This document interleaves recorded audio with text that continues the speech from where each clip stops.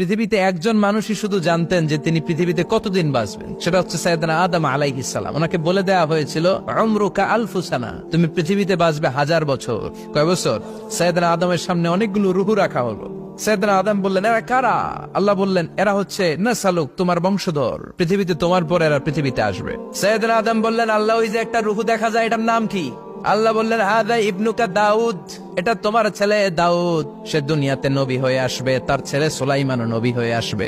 সাইয়েদনা আদম বললেন, মাবুদ, আমার ছেলে দাউদের কত বছর হায়াত আপনি দিয়েছেন? আল্লাহ বললেন, 40 সানা, মাত্র 40 বছর, 4 ইয়ার্স, 40 বছর তোমার ছেলেটা বাঁচবে। ও আল্লাহ, আমি বাঁচবো কয় বছর? তুমি বাঁচবা 1000 বছর। সুবহানাল্লাহ। সাইয়েদনা আদম বললেন, মাবুদ, এত ফুটফুটে সুন্দর আমার ছেলে দাউদ, মাত্র 40 বছর দিলেন কেন? জিদ মিন উমরিহি, বাড়ায়া দেন। সুপারিশ করতেছে পোলার লাইগা কে? বাবা। আল্লাহ আপনি বাড়ায়া দেন। আল্লাহকে বাড়ানো যাবে না, লেখা হয়ে গেছে। রুফিআতিল আকলাম ওয়া জাফফাতিস সুহুফ, কলম তুলে নেওয়া হয়েছে আর কালি শুকায় গেছে, আর কিছু করা যাবে? সাইয়েদনা আদম বললেন, মাবুদ, আমার 1000 বছর কেন দিলেন? আমার এই সুন্দর ফুটফুটে ছেলেটারে শুধুমাত্র 40 বছর কেন দিলেন? ও মাবুদ, আমার 1000 বছরের দরকার নাই, আমার 1000 বছর থেকে 60 বছর আমি আমার ছেলেরে দিয়ে দিলাম। দাউদ আলাইহিস সালাম বাঁচবে 40 বছর, তো বাপ আদম যদি আরো 60 দেয়, 40 আর 60 মিলে কত হয়? ভালো হিসাব বোঝে, 100। আর আদম আলাইহিস সালাম পেয়েছিলেন 1000 বছর, 60 কমে গেলে রইল কত? 940 বছর পৃথিবীতে থাকার পরে মালাকুল মাউত চলে এসেছে, কারণ এটা on time. The death will come on time, it never late, কখনো দেরি হয় না। আল্লাহ বললেন, লিকুল্লি উম্মাতিন আজালুন ফাইযা জাআ আজালুহুম লা ইস্তাখিরুনা সাআতান ওয়া লা ইস্তাকদিমুন। মৃত্যুর একটা নির্ধারিত সময় আমি বেঁধে দিয়েছি, অন টাইম, অন টাইমেই চলে আসে, 1 সেকেন্ড আগেও আসবে না, 1 সেকেন্ড পরেও আসবে না। 940 বছর বয়সে মালাকুল মাউত এসে হাজির, এসে বলল, জিতু আন আকবাদা রূহাক, রূহ কবজ করতে আসছি।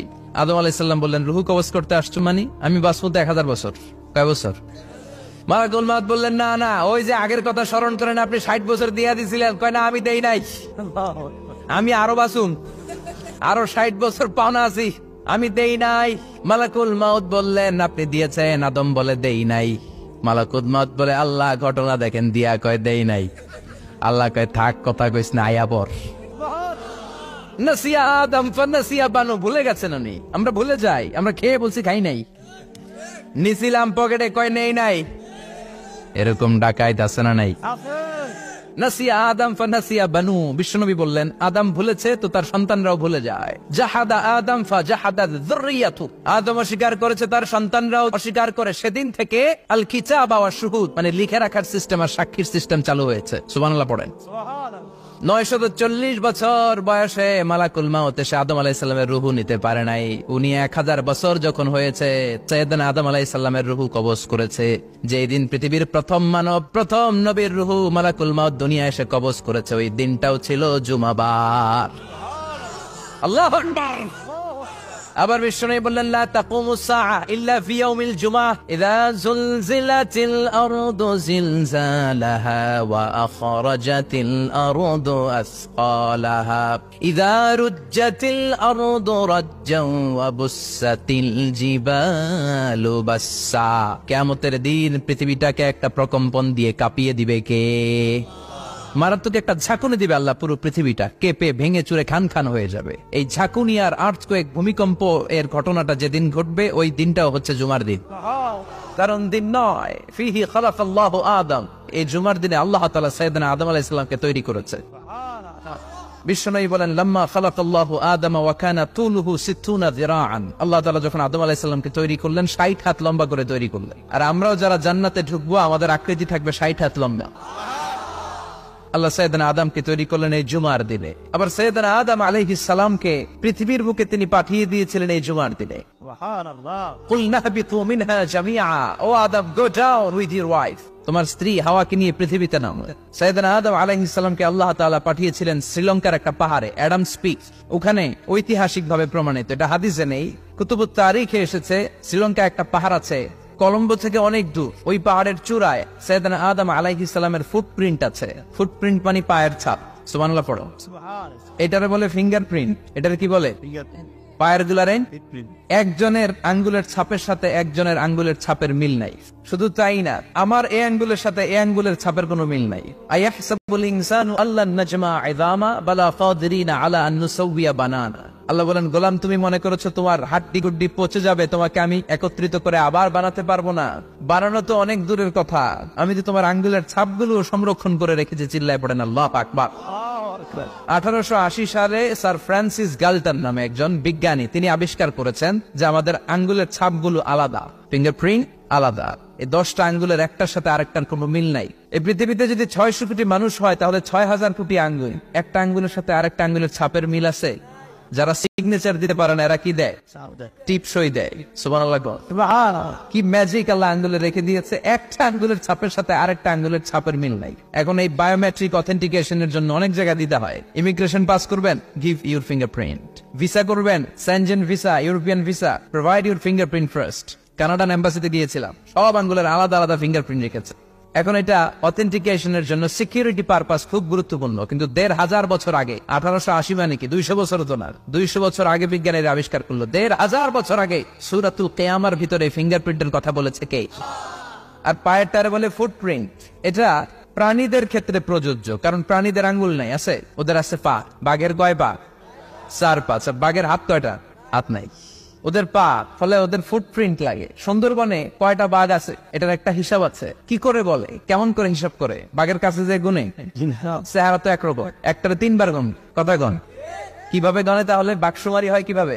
ফুটপ্রিন্ট, পায়ের ছাপ। একটা বাঘের পায়ের ছাপের সাথে আরেকটা বাঘের পায়ের ছাপের কোনো মিল নাই।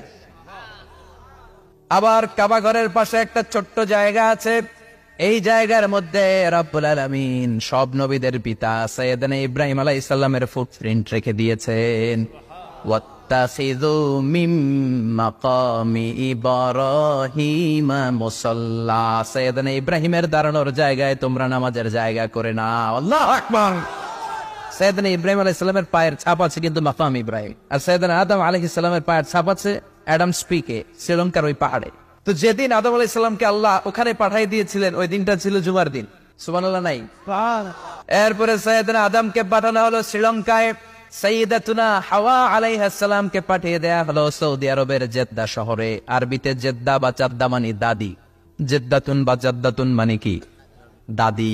হাওয়া আলাইহিস সালাম আমাদের সবার দাদি, ঠিক কিনা? ওনার নামে এই শহরের নাম। বছরের পর বছর সাইয়েদনা আদম আলাইহিস সালাম এবং হাওয়া আলাইহিস সালাম আল্লাহর কাছে ক্ষমা চাইলেন, আল্লাহ ভুল করে নিষিদ্ধ গাছের ফল খেয়েছি, তুমি মাফ করে দাও। আল্লাহ বললেন, আদম কয়েকটা কালিমা শিখিয়ে দেব, এই কালিমাগুলোর পরে আমার কাছে দোয়া করো, আমি কবুল করে নিব। আল্লাহু আকবার। আল্লাহ শিখিয়ে দিলেন আর বললেন, আদম পড়ো, রাব্বানা যালামনা আনফুসানা ওয়া ইন লাম তাগফির লানা ওয়া তারহামনা লানাকুনান্না মিনাল খাসিরিন। ও আল্লাহ, জুলুম করেছি নাফসের উপর, ভুল করেছি, অন্যায় করেছি, আপনি যদি ক্ষমা না করে দেন আমরা শেষ হয়ে যাব, আমরা হালাক হয়ে যাব, ক্ষতিগ্রস্তদের মধ্যে শামিল হয়ে যাব, ঠিক কিনা? আল্লাহ সাইয়েদনা আদম আলাইহিস সালামের তওবা কবুল করলেন। ওনার কাজ হচ্ছে তওবা কবুল করা। আমাদের কাজ গুনাহ করা, শয়তানের কাজ ওয়াসওয়াসা দেওয়া, আল্লাহর কাজ খালি মাফ করা। তার মানে আদম সৃষ্টি হলো জুমার দিনে, দুনিয়ায় নামিয়ে দেওয়া হলো জুমার দিনে, তওবা কবুল করে নেওয়া হলো জুমার দিনে, রূহ কবজ করা হলো জুমার দিনে, আবার কিয়ামত সংগঠিত হবে জুমার দিনে। পড়েন সুবহানাল্লাহ। আবার বিশ্বনবী বললেন, আর রমাদান ইলা রমাদান, এক রমজান থেকে আরেক রমজানের মাঝখানে যত গুনাহ হয় মাফ করে কে? তারপরে বিশ্বনবী বললেন, আল উমরাতু ইলাল উমরা, কেউ যদি একবার উমরা করে পরে আবার করলে 2 উমরার মাঝখানে গুনাহগুলো মাফ করে দেয় কে? আবার বিশ্বনবী বললেন, আল জুমআতু ইলাল জুমআ কাফফারাতুন লিমা বাইনাহুমা, এক জুমার পর থেকে সামনের জুমা আসা পর্যন্ত যে সগীরা গুনাহগুলো হয় সবগুলো সগীরা গুনাহ মাফ করে দেয় কে? সারা সপ্তাহে ভুল ত্রুটি অন্যায় যা করলাম জুমার নামাজের বদৌলতে সব গুনাহ মাফ করে দেয় কে? এই দামি দিনটাকে আল্লাহ ইহুদিদের দিতে চেয়েছিলেন, পায় নাই। আলহামদুলিল্লাহ কবেন না?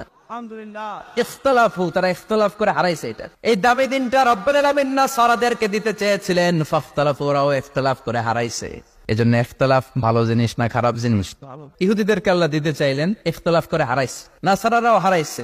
ফাজা আল্লাহু বিনা ফাহাদানা বিহাদা দ্বীন, রব্বুল আলামিন এই দিনটা আমাদেরকে দিলেন, আমরা ইখতিলাফ করি নাই, বিশ্বনবীর হাতে হাত রেখে ঐক্য করে ঘোষণা দিয়েছি জুমার দিন আমাদের সাপ্তাহিক দিন। সুবহানাল্লাহ। বিশ্বনবী বলেন ফাগাদান